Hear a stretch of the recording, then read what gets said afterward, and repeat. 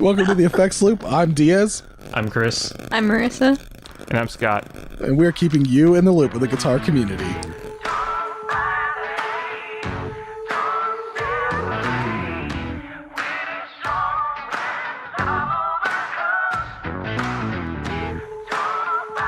All right, this episode is brought to you by the Effects Loop and Sinusoid giveaway. So we've got a giveaway on our Instagram.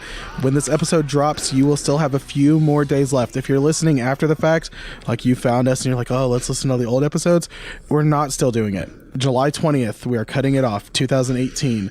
So, dear aliens in outer space, if you see this, you also are not able to do it. But you've got to go to our Instagram, find the post that has the picture with all the instructions. Follow the instructions. We got a lot of people liking the photo and following us, but you have to repost it with the hashtag. That's how we look up who's posted it. Spencer Hyam, our buddy, I had to go on there and remind him, like, put the hashtag. I can't do that anymore because we're starting to get quite a few people. But we are giving away a sinusoid cable. It is a beautiful cable with blue tech flex. It's 1/4 inches, white ends. Scott said it's about 12 feet? Yeah. Yeah, we're not. It's like 5 feet away from me right now, but I'm too lazy to go look. So if you were to fold it over like 2.5 times, but yeah, so check it out. Our guys over at Sinusoid, great guys, awesome people. Super chill. Are super chill, really, really cool. They're letting us do this, so we're really excited about that. But we're gonna go into the what's new. Chris, what you got new? We are still waiting on our bass to get put together. Yep. Because he told us it would be ready before NAMM, and then he texted me, 3 days ago? Ish. Oh, he did? Like, yeah. You didn't tell me. Oh. He said he's wanting to use a belt sander on the nut to shape it. And his godfather or whatever was going to give him his, so he was having to wait till that happened. A belt sander? A belt sander. That sounds like overkill. Possibly. Yeah, he's like, I'm gonna tear this nut up. But yeah, that's kind of weird. So I'm guessing, Marissa, you're in the same boat, sitting, waiting, wishing. Tears. Tears of a clown. I just watched the Office episode on that one with Ryan and Smokey Robinson dying. Oh yeah. Yeah, that was a good one. That reminds me. Let's watch The West Wing again. We need to watch it. I'm watching it tonight. This is episode 18, so we are on our 7-episode countdown to our season 1 recap. Season 1? No, we're just I still think that we should just watch the pilot episode and let Marissa take it in, and we'll all enjoy and listen to her talk about it. We'll do a commentary track. Yeah, we'll be like, all right, guys, sync up your episodes in 3, 2, 1, and go for it. That's not a bad idea. Hey, so if you're listening and you have a good idea of what we could do that ties into the West Wing, let us know. Because Scott and I love the West Wing, and we're like hijacking an episode about it. This was the original idea for the show. We just pivoted to guitars at some point. Oh my gosh, I forgot that was actually the original idea. Was talking about the West Wing, and then we're like, we should probably talk about guitars. And we're like, yeah, let's go with that.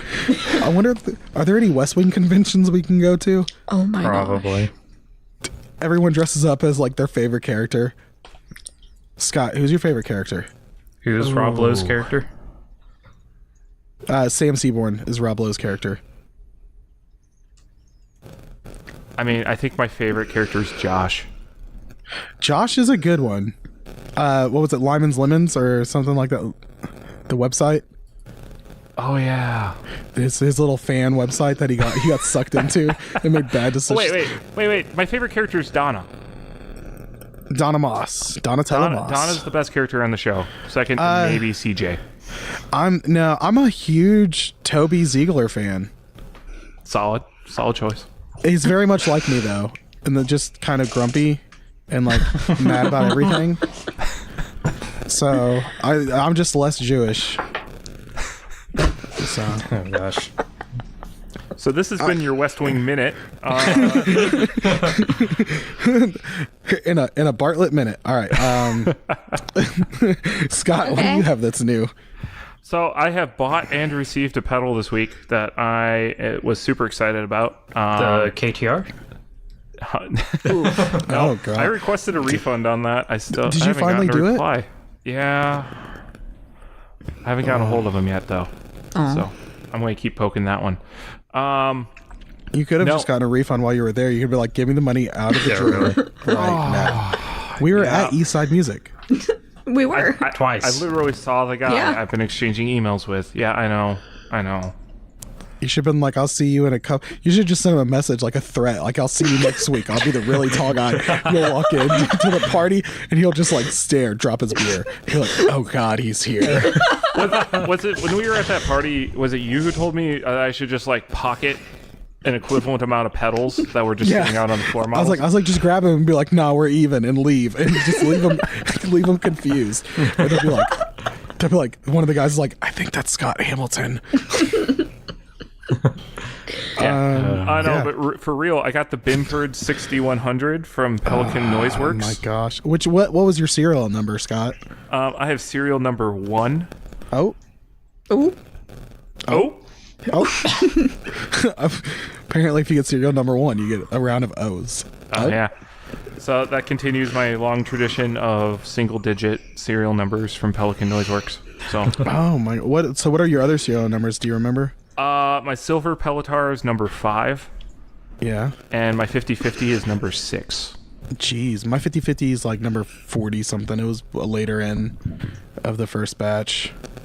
Yeah. But I've got a pink Pelotar, but that one's like, that's the last of them, because Leon's my boy and made sure I got one. So. Yeah. So I plugged it in. It is the craziest pedal I've ever owned. It does so much cool stuff. I will probably... This is Sunday right now when we're recording, so I did a quick little preview, and I was going to do a live stream and just didn't get around to it. So hopefully sometime this week I'll have some free time now that it's on a board and I've got it figured out. One of my favorite things that Leon said was, this pedal can become unusable really fast. I was like, dude, that's awesome. So, like, if you haven't checked out Pelican Noiseworks, Leon's the owner, and everything he does, he can't just do something simple. Nope. Like, he can't. And that's like one of the things. So, like Matthew's effects, we talked about people getting upset that he put out reverb that was like normal sounding. Everyone's like, what the heck? So if Leon put out a normal sounding pedal, I think people would be worried. They'd be like, oh my gosh. Well, he's gonna the delay and reverb are normal until you turn the other two knobs. Yeah. So there's quite a bunch. There's a delay. The reverb has fuzz on the trails. Yeah. And what the delay have a ring mod? Is that what it was? The delay can feed back into itself, and then it has a step up on the trails that can go anywhere from, a quarter step all the way up to a full octave. So it does that rainbow machine thing. Yeah. Which is my favorite thing right now. I've been playing with it for a while. So yeah, I've got that on my mini board right now with Your Father. That I also finally started playing with this week. That thing's a lot of fun. It's really a great sounding reverb. The Cosmonaut set, like that's it. When I played it, I was like, why is this not more popular? That like ethereal kind of sheen that goes on top of everything. It's really sweet. Yeah, so that's a great pedal. I'm glad you ended up with it. Me too. I don't think that wasn't even in my listings. I actually just messaged you first because you were just like, if you sell the Father, let me know. I messaged you. I was like, so you're still interested? And you're like, yep. Well, and I paid you what you paid for it too, so. Yeah. I was just like, yeah, I'll still pay full price for that. Yeah, I broke even on it. I got to play with it for a while, and it's a great pedal. So, and yeah, that was your what's new. I guess what's mine. I got a new portable recording interface thing. I got a Zoom H6, which is pretty flippin' sweet. So we were at NAMM and they had Scott had a Tascam And I was like, man, that's really cool. I need to get one. I was like, because I want to be able to do field recording and do interviews. I actually did an interview that should be coming out soon with Marcus Gullen. He does our intro music and outro music. Every week he does our intro music. Like, he actually has to. This will help us from making him fly in every week and re-record it. So we're trying to bring your operating costs down just a little bit. Yeah, we're actually about $70,000 in the hole on this podcast. But it's a wise investment in my opinion. It'll pay off soon. Yeah, this is where the money is. So one day. I got the shirt from Gibson. It doesn't fit, but we're close. They hate fat people. So it's like, know your audience, Gibson. A lot of fat people play Gibson guitars. I'm just saying. Well, we just found out. So we were looking at doing a T-shirt run, of like with a local printer, and we found out that a 2X immediately costs extra, whereas everything from small to extra large costs the same price. Well, that's how Gibson's getting out of bankruptcy. They're like, no, we're not paying extra. Yeah, smart move, Gibson. Oh my gosh. Chris is just over there. He's like, we're gonna like Al. So Al John is on the videos on YouTube. So we've got the video that came out. So we have a YouTube channel, don't we? Yeah. Weren't we going to talk about that? We're going to talk about that in a minute. Gosh. We're going to segue. I'm going to segue into this. Check this out. Hold on. Like, I'm going to slide in like butter. Hold my beer. Let's see how this goes. Okay. So, on our YouTube channel, which we just started with a lot of NAMM content, well, it's actually been up because we were putting the episodes on there and no one listened to it on YouTube, but it's there if you want to go watch it.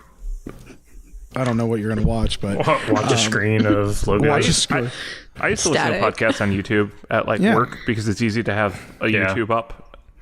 Oh, not your phone. Oh, that's true. But you can go on there and if you want to listen to the podcast episodes, they upload there weekly as well. But we've got a lot of content that we got from NAMM interviews, stuff like that. And our Gibson tour of the NAMM, the tour of their NAMM booth with Al John, from Gibson is actually doing really well for us. But he's on there commenting, which is pretty cool. Yeah. You know what? I'm completely lost on why I was even talking about Al John going on there. I don't know shirt why didn't fit. My shirt didn't fit. And then Al John was on YouTube. And then we've also got an interview with Line 6. And that brings us to our first set of gear news, which is the landing. 6 out of 10. 6. But I was hoping for a 5 out of 7, but I'll take a 6 out of 10. But Line 6 announced at Summer NAMM their Shuriken Variax. They've got this beautiful guitar. So the Shuriken is an existing line that they've had of the Variax, but they released it before. It was a baritone scale length. Mm-hmm. Whereas now they're releasing it in a standard scale length, which I'd probably be more attracted to. Mm-hmm. Because, especially because what's cool about the Variax stuff is like they do the alternate tuning on the fly. Yeah. So like I can flip a switch, and while the guitar doesn't go into like drop D or tune to an open chord or one of those kind of things, it digitally changes your tuning. Yeah, Yep. and so I mean, for someone like me who's used to playing a 25.5-inch scale guitar, I'd want that to still feel like a 25.5-inch guitar. Yeah, but if you see this guitar, we'll put a link to it in the show description. It looks interesting. Jamie Davis, I believe, was looking at one. I'm guessing it was Jamie Davis because it's Line 6 and Variax, which Variax works with the Helix really well. Yeah, that's another really cool thing about a lot of these newer ones is I think it requires 2 cables, if I'm not mistaken. I think so. I believe it was Alan was our tour guide when we did our video with them on the NAMM floor. I don't know. You guys kicked me out of my seat, so I went and got distracted. So Yeah, funny you were thing. sitting there, you were sitting there You playing went with that full Yamaha. grandpa just sitting there, so we had to get rid of you. Well, I was just sitting there, and then they're like coming my way, and I scooted out, and then there was this guy kicking it on bass, and I actually went live on Instagram. But if you watch the interview with Line 6, you can see me walking around aimlessly in the background. And I feel like we could turn that into a drinking game. Like, I was gonna mess around if I wasn't trying to be serious. I knew we were actually trying to be professionals. So I was gonna like start doing like the elevator, walking down like Michael Scott, the escalator. Like, oh, I got to go to the warehouse. Like, set up a little thing and then start drinking coffee and going down. But That would have been amazing. so they actually talked about this in the video. So it's pretty cool that you can go to our YouTube, which we'll put a link to that in the show description, whoever uploads the episode. And that way you can kind of see what they're talking about. And it's really neat. Variax was way ahead of its time. It seems like it's like 15 years old at this point, isn't it? Yeah. Thereabouts, It's forever old. And the thing is it came out and people were still in the digital modeling, like they were just afraid of it. And that's like line 6 really hit it out. They had it figured out before anyone else, in my opinion. They were the lead, they made it mainstream, really. The pod is what took digital modeling. What was it? The pod, and they had the little bean looking pod. What was that? Is that the, like, everyone had one? The pocket pod? It's the red one that looks like a little kidney bean. I think That's every pod. Yeah. Yep. Every Well, pod it's not that like the has had floor. that It's in not it. the floor pod. Okay, whatever. y'all and your gosh darn.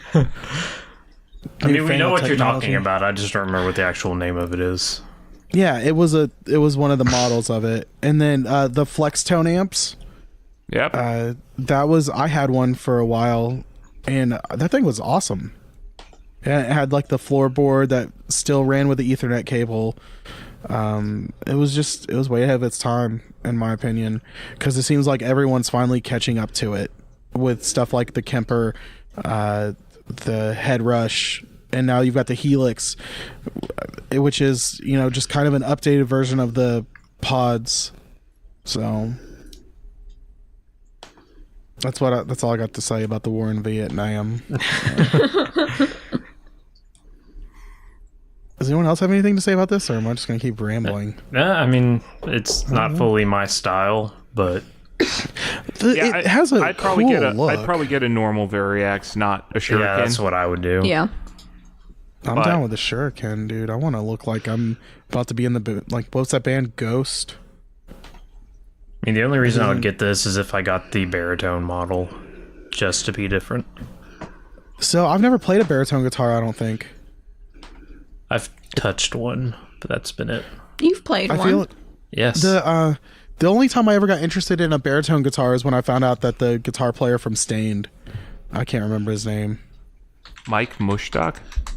Was he the one from Stained? I'm Googling this. I think he is. It sounds familiar because it was him. Because I always got him and Dan Donegan mixed up because they had Digitech stuff. I think Dan Donegan, huh? Stained had a. Mike Mushak he had a signature something. Like they came out around the same time, and it was like when I was younger in guitar, and like I got those confused. Kind of like the weird things that you get confused for no reason. But yeah, Dan Donegan was the guitar player from Disturbed, I think, and Mike Mushak. So. Yeah, I get to hear a lot of Dan Donegan stories around here because they're Chicagoans. Oh yeah. Was that a cat I just heard? Yeah. That's one of my cats.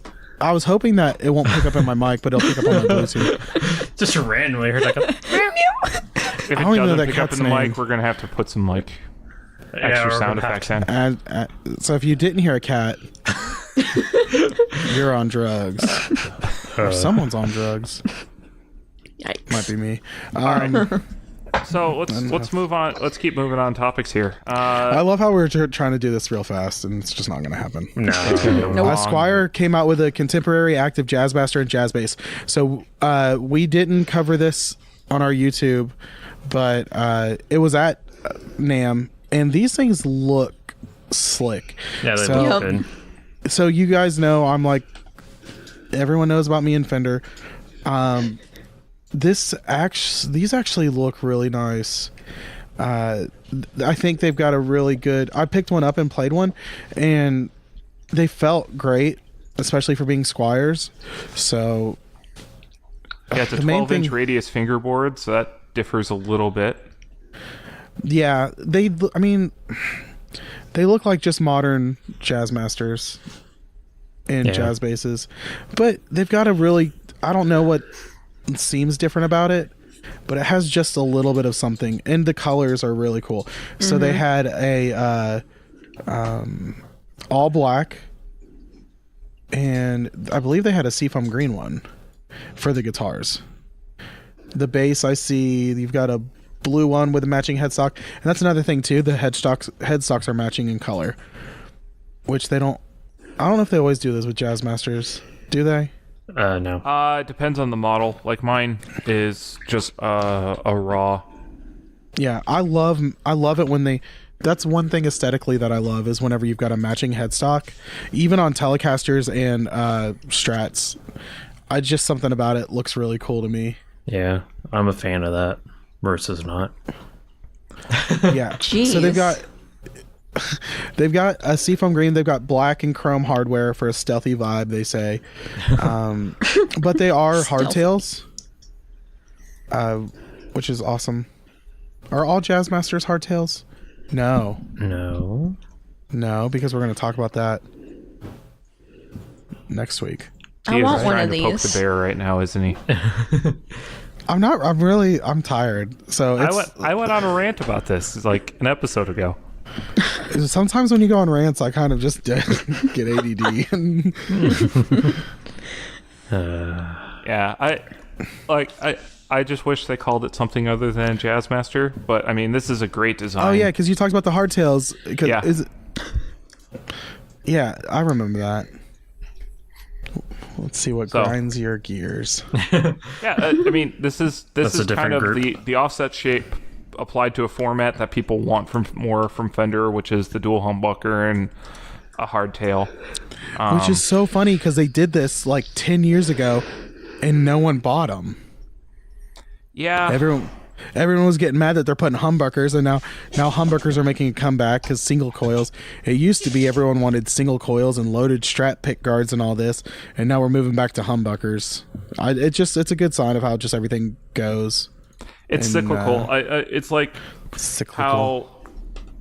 How how like guitars always become popular 10 or 15 years after they're out of production. Yeah. Yeah. Because suddenly they're cheap and available, so an influencer starts playing it. Yeah, so there was a conversation about the whole Gibson thing, and one of the guys was like, yeah, everyone was complaining about 90s Gibsons, and now people want those again. It's like it's what happens. I'm waiting for robo-tuners to be popular in 15 years. Okay. Yeah. I love it. Marissa doesn't say but 3 words except for to come in there and be like, yeah, right, you dummy. I'm one of those weirdos that just actually likes robo-tuners. I just wish they weren't standard on everything. I think they're a cool concept. Well, that was the thing. They were like an add-on, or you bought the robot Les Paul. Yeah, back when it was Mini E-Tune or whatever they called it. Mini Tune. Yeah. I mean, that was like cool. And then whenever it started forcing, and now it's one of those things where if you think they're cool, you're in the minority. I mean, I think you're always in the minority, but it's like now people are like shunning you. They're like, oh, you like those? Yeah. Go sit in the corner. I'm just singing Green Day off this side here for a little bit here. Wait, what? What? I want to be in the minority. Brother. Oh. Really? Really, Carters? It took you that long to catch that one? Really? That wasn't a great song, though. It really wasn't. It wasn't. That was not. It's that was like harmonica and what's the squeeze thing? Accordion. Just let me remember an earlier time when I liked Green Day. What's the song that Warning. Yeah, I hate that song too. I love that song. Yeah, I bet you do. So I don't know how this ends up. Released a new line of pedals. Which you can find on our YouTube.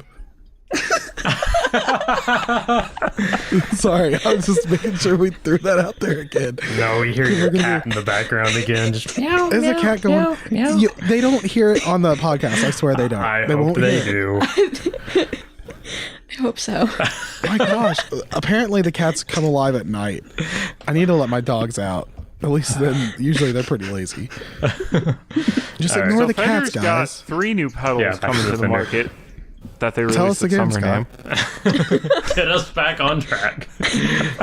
No, they had 3 really cool ones. So they had the Engager Boost, Pelt Fuzz, and Full Moon Distortion. Yeah, the Full Moon Distortion, I was really surprised by because that's was good. featured in our Yes. video. He just had what was it? What amp was it? Was it a Blues Junior? Probably a Yeah. junior. I think it was a like Blues Junior. And just a basic Fender guitar, and he got this tone out of it that I was like, where'd the Mesa come from? Yeah, Yep. so their pedals are not bad. I mean, there's a few things we could gripe about, like the delay doesn't have a tap or even external tap, which I mean, I just bought a delay pedal that doesn't have a tap Yeah, tempo on it. those I'm are in like love with it, personal so- things. yeah, but I feel like it should be an option that's available. Yeah, especially in this day and age. Well, the whole thing is so we were talking about it at NAMM. I'm like, look, the enclosure is so big. There's no way that there's no room for an external tap. Yeah. Right. Like, if you're not going to put a tap on it on board, that's fine. At least do look at the Canyon. You Yeah. had a spot for external tap, and that was a lot smaller. If you look at these pedals, they're actually pretty big in size compared to. It's not your standard. What is it? Hammond 1560B or whatever. I'm sure that's not even close to the right number. Even boss size pedals. Yeah, it's not. It's bigger than a Boss. It's All the Fender pedals are on the larger side. Yeah. Yeah, and it's kind of a bummer on that. But the good thing is what they make up for, and like they look nice. They have a really good look to them, and they're metal. They're not cheaply made. And the other part I love is the knobs have that light up on them. Yeah. That was the coolest thing. The knobs light up. That's something that you're probably gonna see some people copying. Yeah. Well, I'm assuming it's a part or something like that that's just becoming mainstream, and so you'll see other builders pick it up. But Yeah, it does add to the cost, so we'll see what happens. their pedals are kind of expensive. They're kind of in the aim high. boutique. Yeah, They're in the boutique price range. Like, I think their delay was what, $199, $200. everything was up in that region. So Yeah, and so it's one of those. I don't know how well the line's gonna do, but they look and feel great, and they all sound really great too. There wasn't a pedal that they turned on that I thought sounded horrible. Yeah. Yeah. Oh, I mean, I keep going back to the Full Moon Distortion because what was also cool about it is it had a built-in boost that was Yep. switchable, which, that was one of my favorite things about the Kilt from JHS as well. That in the V2 they took away, and a lot of people were like, "Oh, why'd you do that?" I think that was a bad decision on their part. Yeah, but the V1 Kilts aren't holding value, so... Well, the thing about the V1 kilts though was a lot of people had problems with like grounding issues. There was a big thing, and they were kind of noisy.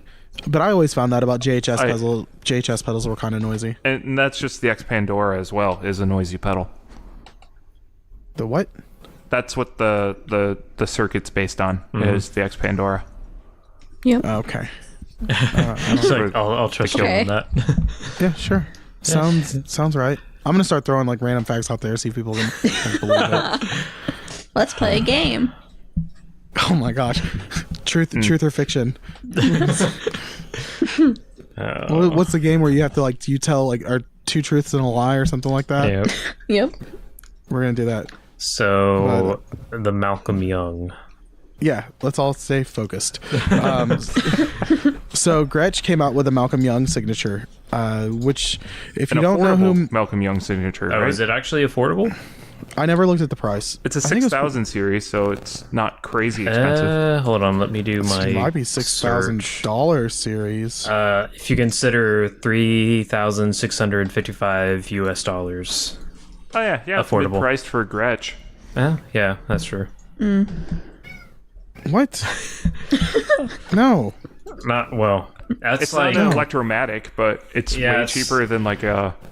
it's on par with like the White Falcon and stuff. Yeah, I mean, And it's custom shop, so yeah, it's not horrible. So if you don't know who Malcolm Young is, he How was dare the. Yeah, no. Who Yeah. do you, how? Where do you get off? No, the bus. Like, where are you getting off? We got to pull over soon. But no, Malcolm Young was the rhythm guitar player in AC/DC. He's the brother of Angus Young, the lead guitar player, who's the more famous of the two. But Malcolm Young was definitely a guitar player's guitar player. He made a lot of the AC/DC sound, and people don't realize it. Everyone credits it to Angus, but like that's like you hear like the intro to "It's a Long Way to the Top If You Want to Rock and Roll." That just grind and beefy rhythm. That's Malcolm all day. He passed away. I believe it was earlier this year or late last year. I think it was last year. But he passed away from Alzheimer's, so they're doing a really cool thing and putting out this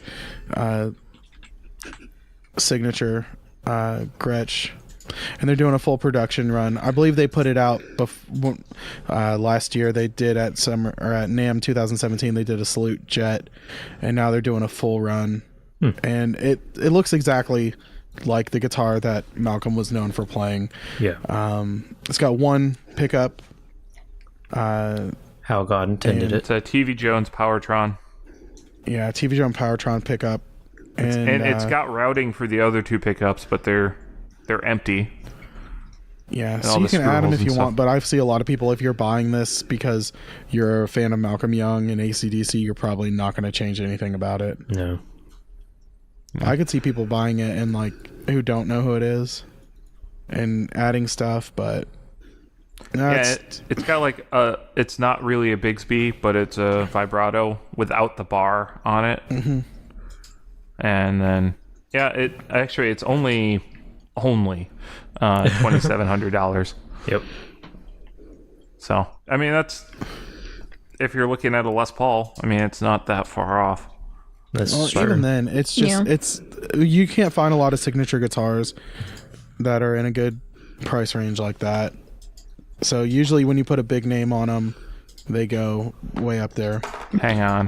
How much was the Silver Sky? That everyone was saying was outrageously priced. I didn't say it was outrageously priced. It's only $300, $400 cheaper. Yeah. I don't think not anyone here. Are you talking about some people online? Are you starting stuff with people online? That's my job. That's Yeah, his job. that's your Sir, stay in your lane. Sorry. Yeah, no, Sorry, everybody. don't worry. Next week I won't talk. We'll see what it's like to have an episode without Diaz in it. 15 minutes long. Yeah, Basically. Half of that silence. no one will get distracted and everyone will stay on topic. But we're gonna go to our episode because we've been talking for a long time. You mean our topics?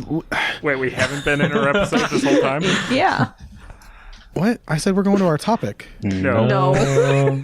Did I not? Play it back.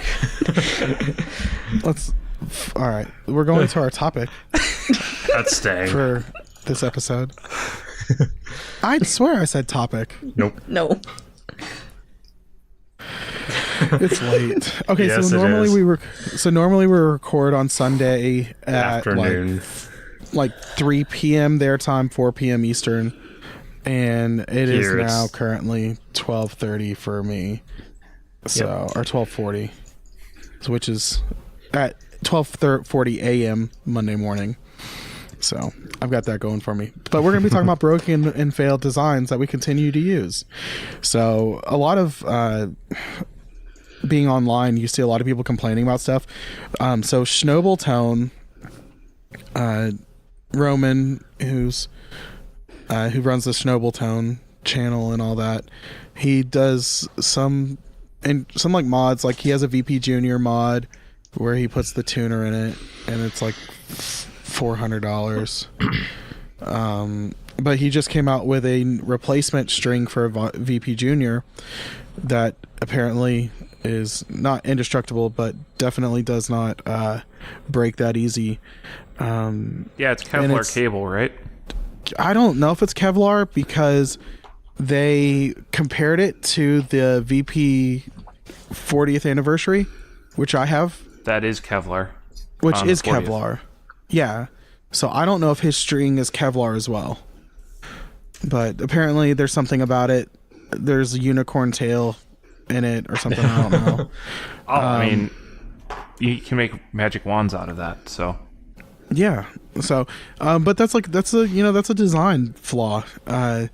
If you consider it, all right. So some people consider design flaw, some people don't. I mean, the thing is you're using pedals and these foot stomp, like foot switches is a prime example. Foot switches go out.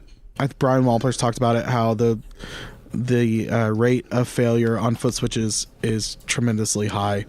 But these are items that are made for you to put your weight onto. You're rocking back and forth on a volume pedal. And I've seen some people use these, and they're not... I mean, we use these rugged things, and we don't treat them like they're made of eggshells. Yeah. So stuff happens. So, like, the VP Junior is a prime example. Schnobeltone did a machine that, like, kept it moving, and they got 120... It was like 122,000 movements out of it. If you think about it, that's a lot. Yeah. Yeah. Yeah, I mean, some people, they're standing on their volume pedal the entire time they play, though. Yeah, that's true. You got these, and especially in praise and worship music, where swelling and ambient noises and kind of creating pads using the guitar has been a thing. You're putting so much into this. I mean, think about how many times a volume pedal is a pretty simple design, right? Yeah. Oh, it's incredibly simple. Especially like a VP Junior is an incredibly simple circuit. The whole genius. The reason we all love the VP Junior is because of the way it feels. Yeah, it has a smooth mechanism, but it's an incredibly simple design, and you're using this incredibly simple thing as controlling your volume. There's that. I mean, we could go into the debate about you've got a volume knob on your guitar. We can go into that or at another time, but you have this thing and 122,000 movements out of it, and then the string breaks, and a replacement string for a VP Junior is like $5 to your house, and it's a 30-minute headache, maybe an hour headache if it's your first time doing it and you don't look at a video on YouTube. Because there's easy ways to do it, and then there's definitely hard ways to do it. And you've got like all this, but people want to complain. Like their string breaks on this pedal. How much is a VP Junior? Like $120 new? They're that expensive new? I think so. Something like that. Wow. I mean, you can buy them on the used market all day for like $70. And the string breaks, and you're just like, people just want to get they're like, I need a new volume pedal. It's like, why? I've never understood that. It's a design fail, I guess you could look at it like that. And then another one's like Gibson headstocks, but what point do we like just give up and stop trying to fix it? It seems like Gibson tried to fix it, and people are making fun of them for it. Well, yeah, there's the famous John Mayer quote about one just of their fixes. Just what my guitar needs, a taint. Yeah. I mean, it's one of those things that, like, the VP Junior, they addressed it in an updated version. Yeah, which I have. I have the Kevlar string. And I think a lot of us, our immediate reaction was, oh, cool, well, they sell us the Kevlar string. And so, the discussion started about the Schnobeltone thing being like, oh my gosh, is $25 worth it for this? And my kind of reaction was, look, if I'm going to replace the spring on this thing, or I'm only going to want to do it once, and if it's going to cost me $10 more, I'll pay that. $20 more. Well, I mean, that it also includes the tool, which is going to cost me $5.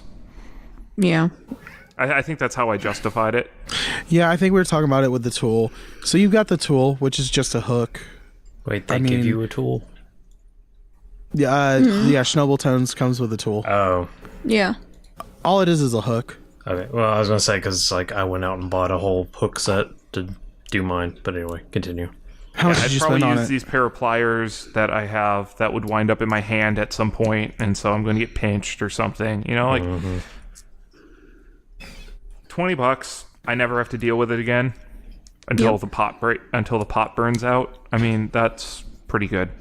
Yeah, I agree. But that's the way I viewed it. I mean, I can definitely see how someone who's cash strapped and says $5 versus $20, I'm going to spend $5. I mean, sure. The whole thing is number one, you're taking his word for it, which I'm not saying that Roman would lie, but he is a I mean, you're going to market your product. And so you're also taking a risk on a new product that's not really well known. And I mean, a lot of people, the main complaint is on the VP Junior is it seems to always break during rehearsal. I don't know what it is about Sunday morning rehearsals and people just getting mad about their VP Juniors. The devil was trying to stop the good news happening, That's right. Despite what the devil was doing, we let the Lord move in this place tonight. Yes. Thank you, Lord. Hallelujah.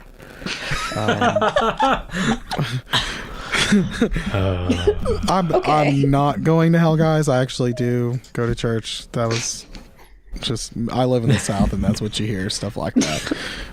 True.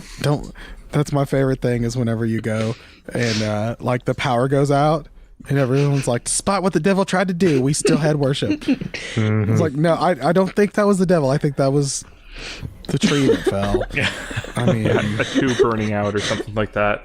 Yeah. My fuse blew. Okay. So you asked the question of how long do we live with a bad design, right? Yeah. And so, Gibson headstocks is one. There's two issues with Gibson headstocks. Yeah. One being the snapping issue, and the other one's the tuning. Your G string's never in tune. So the string butler came out, and everyone makes fun of that. Well, because it's an eyesore. Yeah. It's what? An eyesore. It's not though. It's not. If you get the one that matches, if you get a black one that matches a black headstock, you barely can tell. But it covers in your heart of hearts, Diaz, you know it's there. I've actually thought about buying one. I might buy one and do a review on it and try to get some of them YouTube subscribers, which you all should go do right now. Pause the episode. We'll wait. All right, welcome back. But if you can tell, we've been kind of on a YouTube kick tonight, or some of us have. Me. But and then you put Jazzmaster. So what's the issue with Jazzmaster? I mean, what isn't the issue with a Jazzmaster? I mean, oh damn. Anybody you meet that has a Jazzmaster, I'll use the term real Jazzmaster, but like a traditional Jazzmaster. Did you say that with your pinky in the air? No. I felt a little nose going up. The real Jazzmaster. A real Jazzmaster. Especially if you buy one of the crafted in Japan models, there's a lot of work you got to put into them before they're good. But the floating bridge design in a Jazzmaster is not very popular. And then I know a lot of people change out the bridge. Yeah. Mastery.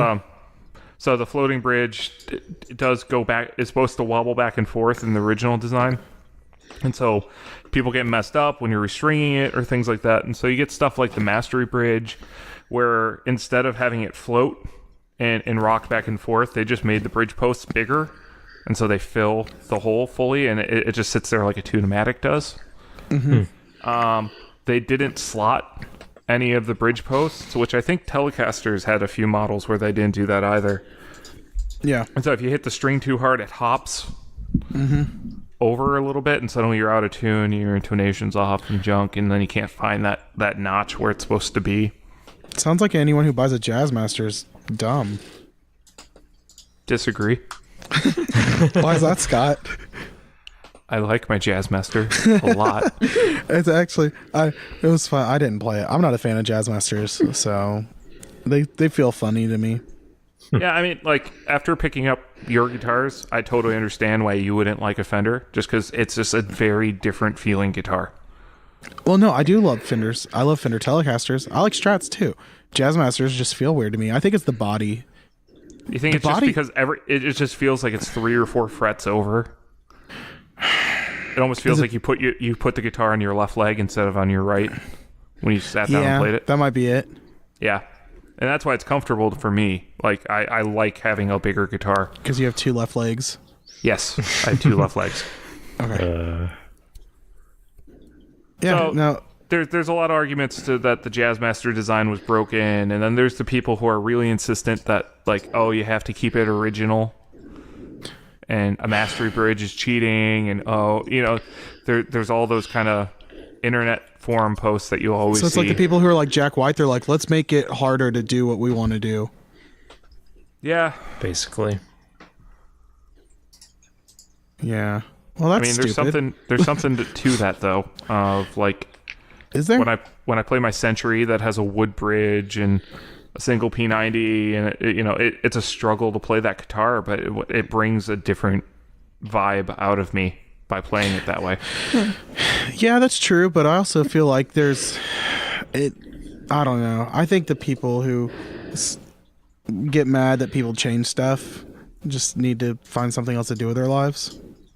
Get off the internet. Get off of the Gear page. Go outside. It's a wonderful world out there. Look, I'm not even being mean. I'm trying to give you life advice. Life advice with Diaz. Yeah. Deep thoughts with Diaz. There's other stuff out there. Don't go to McDonald's. Gorilla Burger. It's fun. We did that at NAMM. That was a lot of fun, actually. It was. Whenever I had Champ, if you happen to ever listen to this, you're my boy. I actually sent Dustin a friend request, and I sent him a message. I said, "Add me, Champ," and he did.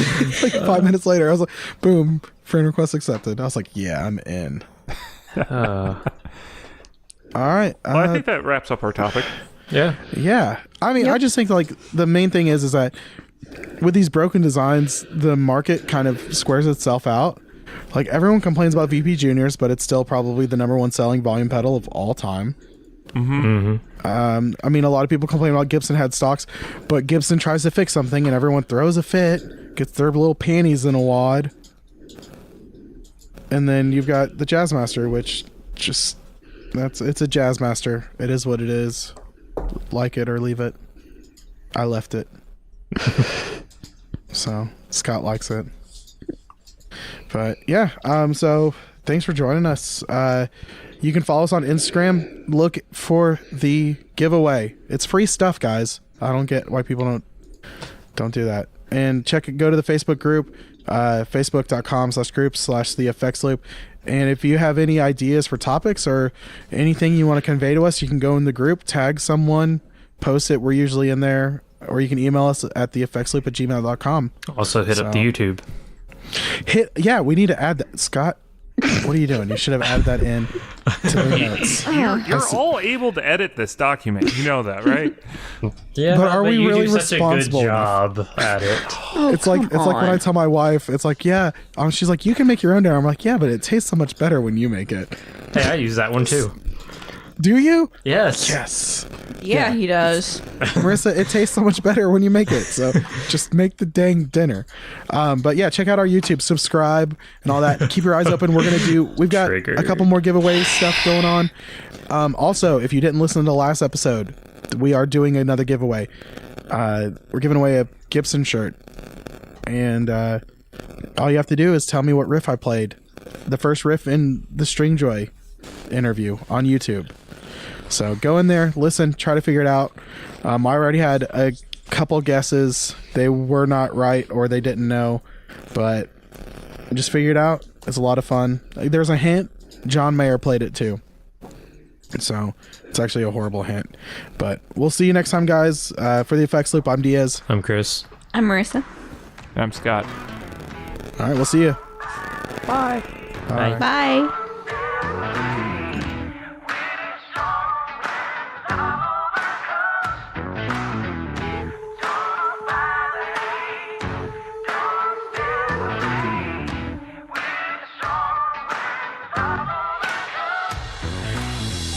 So just leave it there. No clipping.